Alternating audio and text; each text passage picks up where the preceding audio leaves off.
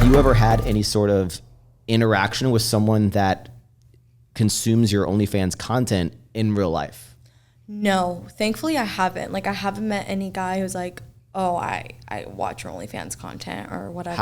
How do you think that would go? Or like, how would you feel about that if someone wanted to talk to you about the content that you make? That is like, I subscribe, I love your stuff, and maybe it's not even like a creepy way. It's just like as casual as someone would talk to me about, hey, I love this YouTube video you did, Max. I loved this thing you did. Like, what were your thoughts when you made that scene? If someone wanted to have a deeper conversation with that, would you draw the line there or? No, I think if it was a positive conversation. I think, I also get the guys who are like, you're disrespecting your husband because you're married and you should just have your body for him. I think it would all be up to that conversation and the energy. I'm very much an energy person. If that guy, like, if I see that he wants to have a good conversation and is like, just, OnlyFans question, because I am open about it, and is suggesting things like, hey, you should do this or whatever, then I feel like I would be comfortable talking about it. I mean, you're very confident in what you do and talking about it. So I think, you've never had an interaction with an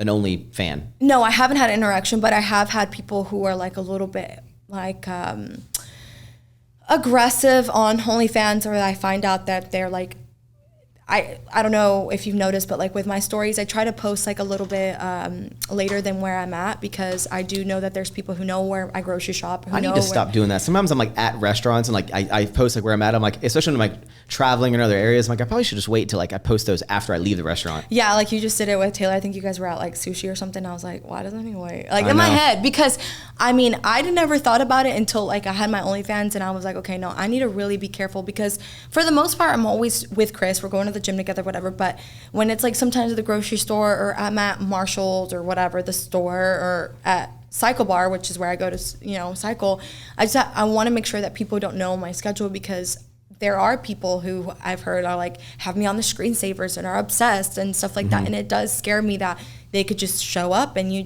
I listen to a lot of like murder podcasts too. So murder podcasts. Yeah, so it doesn't help.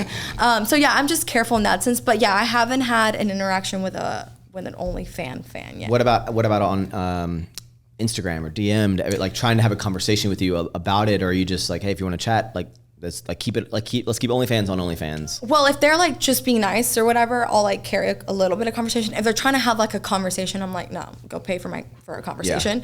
Yeah. And then I'll have the weird guys who are like, I don't want to say weird guys, but I just feel like I don't know why they make this comment where it's like, oh my God, I love your stuff, but if my wife finds out, like I'd be screwed. I'm like, don't do that. Yeah, don't tell. Strange. Like, I don't want to know, because now like I just don't like to know that. Like in my head, I'm like, okay, everybody who watches my stuff is single, and I don't like to think. Single guy is a normal guy. Is a normal guy. Has whatever reasoning of wanting to consume this content. Right. That's that. I don't like to think, okay, this person has a family or a girlfriend or whatever. So when they reach out, they're like, oh my God, I love your stuff. You're so sexy. Oh my God, if my wife or girlfriend would find out. Comment to even make. A lot of guys actually reach out and say that, and I'm just like, don't say that. Don't, like, I just kind of like ignore it, because I don't want to talk about that. I don't want to know that. Like, I feel bad for your significant other. Like, it doesn't make me want to carry a conversation with you.